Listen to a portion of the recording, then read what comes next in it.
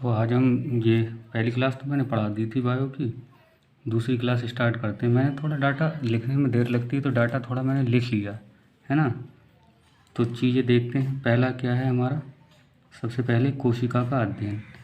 कोशिका का अध्ययन, जैसे साइंस पढ़ना है तो हमें साइंस में ब्रांचेस होती हैं, जीव विज्ञान, बायोलॉजी और हमारा केमिस्ट्री, फिजिक्स। ऐसी कोशिका का अध्ययन कहलाता है साइटोलॉजी। साइटोलॉजी कोशिका का अध्ययन अगर पूछा जाता है, कोशिका का अध्ययन किसके अंतर्गत किया जाता है, तो साइटोलॉजी के अंतर्गत क्या किया जाता है, कोशिका के अध्ययन किया जाता है। अब कोशिका की खोज की बात कर लेते हैं। तो जो सबसे पहले कोशिका की खोज की थी वो कोशिका थी मृत, और कोशिका की खोज की थी रॉबर्ट हुक ने। किसने की थी? रॉबर्ट हुक ने की थी। ठीक है। और जो जीवित कोशिका की खोज की थी वो ल्यूवेन हॉक ने की थी। पूरा नाम है एंटोनी वॉन ल्यूवेनहॉक। आप कीवर्ड से याद रख सकते हैं, ल्यूवेनहॉक से आप पता कर सकते हैं। ये ऑप्शन अगर आपको आएगा कि जीवित कोशिका की खोज किसने करी थी, तो वो थे ल्यूवेनहॉक, और मृत कोशिका की खोज करी थी रॉबर्ट हुक ने। ठीक है, ये आप ध्यान रख सकते हैं। रॉबर्ट हुक ने क्या किया था, एक लकड़ी का अपने आप से सूक्ष्मदर्शी बनाया था, उसमें क्या कहते हैं कोशिका की खोज करी थी। और इन्होंने अपनी एक बुक दी थी इसी कोशिका की खोज पे, जिसका नाम है माइक्रोग्राफिया। इनकी बुक भी है जिसमें ये वर्णन कर रखा है, उसको नाम भी, बुक का नाम लिख सकते हैं हम, बुक माइक्रोग्राफिया।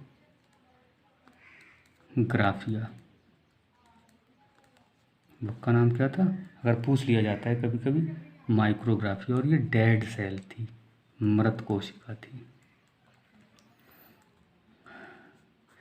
इन्होंने ल्यूवेनहॉक ने जो जीवित कोशिका की खोज करी थी वो हमारी कोशिका थी सड़े हुए प्याज की कोशिका। सड़े हुए प्याज की कोशिका। ये दांत के अंदर से निकाला था इनने सड़ा हुआ प्याज, दांत के अंदर से। पूछ लिया जाता है कभी कभी, है ना। ये बुक बहुत पूछी जाती है, मोस्ट है, ये आपको देखने को मिल सकती है। ठीक है। उसके बाद कोशिका का जो सिद्धांत दिया था तो वो था स्लाइडेन, और दूसरे वैज्ञानिक थे श्वान। कौन थे? स्लाइडे और स्वान ने दिया था, ये भी याद रखेंगे आप। और ये स्लाइडे और स्वान थे दोनों। अब अगर इनकी बुक की बात करें, स्लाइडे की बुक की बात वैसे पूछा नहीं जाता है, फिर भी मैं आपको बता दे रहा, अगर स्लाइडे की बुक का नाम आप याद रख सकते हैं तो साइटोलॉजी भी इनकी बुक का नाम था। ठीक है। डेट्स बहुत ज़्यादा बायो में काम नहीं आती हैं, बट अगर आप लिखना चाहते हैं तो ये 1838, और इन्होंने बताया था 1839 में। ठीक है, ये याद रख सकते हैं। और इसी बुक में इनकी जो बुक थी, बुक का नाम था साइटोलॉजी।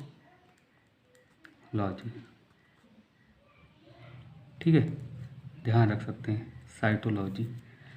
अब आधुनिक कोशिका सिद्धांत की बात करें तो वो दिया था विर्च्यो ने, एक वैज्ञानिक थे विर्च्यो। आधुनिक कोशिका सिद्धांत जो दिया था, पुराना वाला किन्हीं कारणों से फेल हो गया था, मतलब कुछ ऐसी कमियां रही थी जो वो पूरी कोशिका के बारे में बता नहीं पाया था। तो विर्च्यो ने नया कोशिका सिद्धांत, यानी आधुनिक कोशिका सिद्धांत अगर पूछा जाता है तो वो दिया था विर्च्यो ने। तो ये तो थी कोशिका के बारे में एक बेसिक जानकारी थी थोड़ी सी हमारी, है ना। और इन्होंने अपने आधुनिक सिद्धांत में कुछ नहीं, ये कहा था कि जो नई कोशिकाएं होती हैं, नई कोशिकाएं पुरानी कोशिकाओं से बनती हैं, पुरानी कोशिकाओं से बनती हैं। ठीक है, इतना ध्यान रख सकते हैं हम।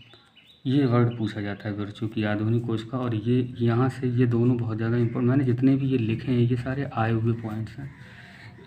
और वैसे आप ढूंढना शुरू करेंगे तो बहुत सारी बुक्स में आपको ढूंढने पड़ेंगे अलग अलग। मैंने अपने नोट्स में इकट्ठा कर रखा है इनको सारे, यहीं से क्वेश्चन पूछे जाते हैं ज़्यादातर। चाहे वो किसी भी बोर्ड हो चाहे गवर्नमेंट एग्ज़ाम में, ये तो पॉइंट ऐसे उठा लिए जाते हैं सेम। अब अगर बात करें सबसे लंबी कोशिका, तो तंत्रिका तंत्र जो होता है, तंत्रिका तंत्र की कोशिका, ये सबसे लंबी होती है। ठीक है, सबसे लंबी कोशिका पूछी जाएगी आपसे, तंत्रिका तंत्र, न्यूरॉन। सबसे बड़ी कोशिका, शुतुरमुर्ग का अंडा, शुतुरमुर्ग का अंडा, है ना। सबसे छोटी कोशिका आपसे भी पूछ ली जाती है, शुतुरमुर्ग का अंडा याद रखेंगे बड़ी कोशिका में। और सबसे छोटी कोशिका पूछी जाए तो माइकोप्लाज्मा गैलीसेप्टम, माइक्रोप्लाज्मा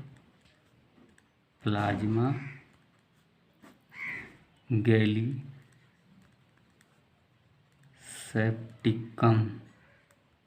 ये थोड़ा कठिन है, याद कर लेंगे, माइक्रोप्लाज्मा गैलीसेप्टिकम।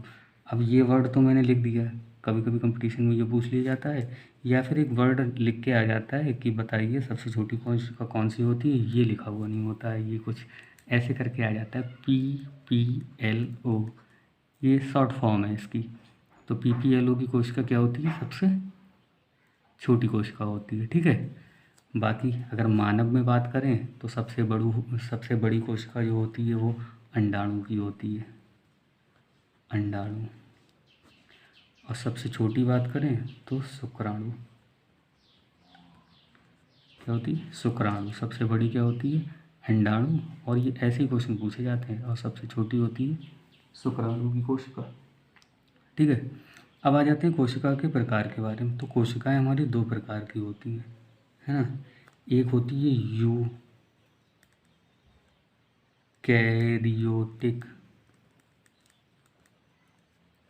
यूकैरियोटिक और दूसरी होती है प्रोकैरियोटिक। दो तरह की कोशिकाएं होती हैं, यूकैरियोटिक और प्रोकैरियोटिक। अब अगर जीवों के आधार पर देखा जाए, मतलब जीव में, तो एक कोशिका होती है जंतु कोशिका, ये तो आप जानते होंगे, जंतु कोशिका। और दूसरी होती है, पहली जंतु कोशिका हो गई, दूसरी हो गई पादप कोशिका, जंतु कोशिका और पादप कोशिका। बात कर लेते हैं कोशिका किन किन चीज़ों से बनी होती है, क्या संगठन होता है कोशिका का, ये भी याद रख सकते हैं हम। कोशिका में देख सकते हैं कौन कौन सी चीज़ें होती हैं, ये वही संगठन मैंने बताया है कि किन किन से मिलके कौन कौन सा कितना पार्ट होता है। तो 70 से लेके 90% तो 70 से 90% तो आपका होता है जल। क्या होता है, जल। और 10 से 15% होती है आपकी प्रोटीन। ठीक है, कार्बोहाइड्रेट की बात करें तो ये होता है हमारा 3%। ये उसके बाद आप देख सकते हैं लिपिड आपके होते हैं लगभग 2% होते हैं।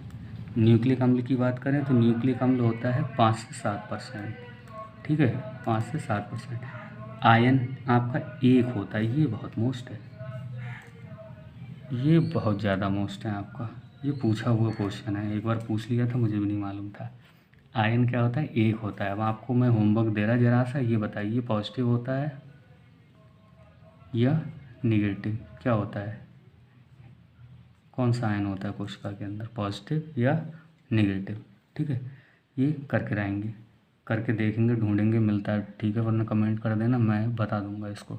तो ये कोशिका की थी बेसिक जानकारी हमारी कि कोशिका के अंदर क्या क्या होता है, कैसे बनती है, सबसे छोटी कौन सी होती, सबसे बड़ी कौन सी होती। थोड़ा मैं और कोशिका के बारे में क्या कहते हैं बता दे रहे। जैसे जब ये थोड़ा सा यहाँ ब्रैकेट में देख लेते हैं, इधर बना ले रहे हैं हम, जगह कम होने की वजह से। निर्माण कैसे होता है मनुष्य का, निर्माण में देख ले रहे हैं। जैसे मैंने लिखा कोशिकाओं से मिलके ही, कोशिका जो होती है हमारी क्रियात्मक संरचनात्मक तरह की इकाई होती है। और कोशिका हमारी क्या होती है, उसके बाद देखेंगे हम थोड़ा। ये अंडाणु मिला, ये एक अंडाणु ले लिया हमने, और दूसरा क्या ले लिया हमने, शुक्राणु। ये अंडाणु और शुक्राणु, ये जब दोनों एक ट्यूब होती है, फैलोपियन ट्यूब, फैलोपियन ट्यूब।